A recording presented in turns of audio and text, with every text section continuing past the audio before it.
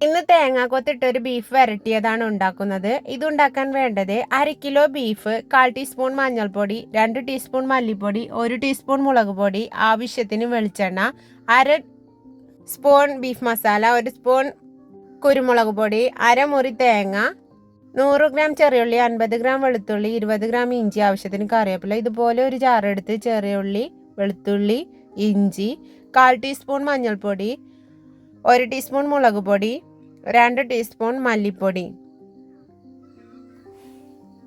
ഇത്രയും ചേർത്ത് ഒരൽപ്പം വെള്ളം ഒഴിച്ച് നമുക്കിത് പേസ്റ്റ് രൂപത്തിലൊന്ന് ആദ്യം തന്നെ അരച്ചെടുക്കണം. ഇനി ഒരു കുക്കർ എടുത്ത് അതിലേക്ക് കഴുകി വെച്ചിരിക്കുന്ന ബീഫ് ഇട്ട് കൊടുക്കുക. ഇനി നമുക്ക് അരച്ച് വെച്ചിരിക്കുന്ന അരപ്പ് ഇതിലോട്ട് ചേർത്ത് കൊടുക്കുക. ഒരൽപ്പം കറിവേപ്പ് ഇതിലോട്ട് ചേർത്ത് കൊടുക്കുക. ആവശ്യത്തിന് ഉപ്പ്. ഇനി ഇത് നിന്ന് ഒരു ഗ്ലാസ് വെള്ളം ഒഴിച്ച് നല്ലതുപോലെ മിക്സ് ചെയ്തൊന്ന് വേവിച്ചെടുക്കണം.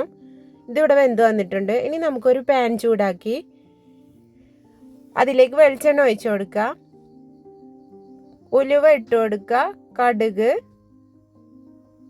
ഇതൊരു സവാളയുടെ പകുതി നീളത്തിൽ അരിഞ്ഞതാണ്. ഇതാണ് നമ്മുടെ തേങ്ങാക്കൊത്ത്. 1/2 മുറി തേങ്ങാക്കൊത്താണിത്. ഇതൊന്ന് ബ്രൗൺ നിറമാകുന്നത് വരെ ഒന്ന് ഇളക്കി കൊടുക്കുക. ഒന്ന് അടച്ച് വെച്ച് കൊടുക്കുക. ഇതിപ്പോൾ ഇവിടെ റെഡി ആയിട്ടുണ്ട്. ഇനി നമുക്ക് ഇതിലേക്ക് 1/2 സ്പൂൺ ബീഫ് മസാലയും 1 സ്പൂൺ കുരുമുളക് പൊടിയും ചേർത്ത് ഇളക്കി ഈ ബീഫ് ഇതിലോട്ടൊന്ന് മാറ്റി കൊടുക്കണം. ഇനി ഇതൊന്ന് നല്ലതുപോലെ വറ്റിച്ചെടുക്കുക. ഇതിവിടെ റെഡി ആയിട്ടുണ്ട്. Thank you for watching. By.